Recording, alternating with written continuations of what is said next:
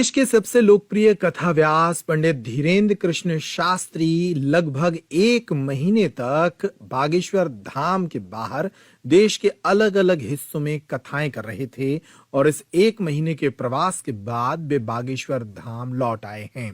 मध्य प्रदेश के छतरपुर जिले में स्थित बागेश्वर धाम पर वे वापस लौट आए हैं।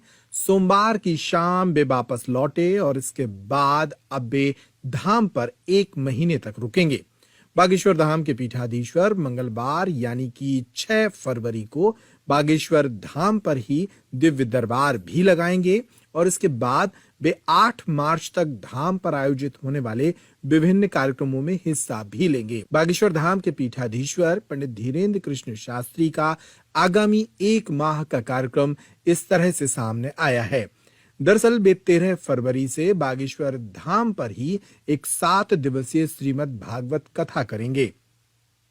इस कथा के दौरान वे दिव्य दरबार भी करेंगे। इसके बाद बागेश्वर धाम पर 27, 28 और 29 फरवरी को देश के जाने माने साहित्यकार और कवि कुमार विश्वास का कार्यक्रम अपने अपने राम आयोजित किया जा रहा है। इसमें भी बागेश्वर धाम के पीठाधीश्वर धाम पर ही उपस्थित रहेंगे। इसके बाद 1 मार्च से 8 मार्च तक बागेश्वर धाम पर अति विष्णु महायज्ञ और कन्या विवाह महोत्सव का आयोजन होगा। इस आयोजन में लाखों की संख्या में श्रद्धालु उमड़ते हैं। 1 मार्च से शुरू हो रहे इस आयोजन में देश के युवा कथा व्यास पंडित इंद्रेश महाराज श्रीमद् भागवत कथा करेंगे और 8 मार्च को यहां दिव्य और भव्य कन्या विवाह महोत्सव आयोजित होगा।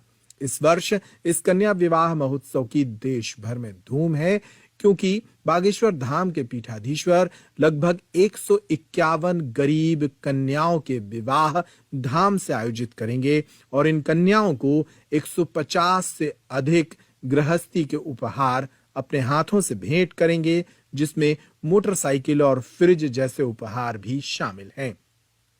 तो कुल मिलाकर बागेश्वर धाम के पीठाधीश्वर 6 फरवरी से लेकर 8 मार्च तक लगभग एक माह तक बागेश्वर धाम पर ही रहेंगे और इस दौरान देश भर के श्रद्धालु बागेश्वर धाम पहुंचेंगे।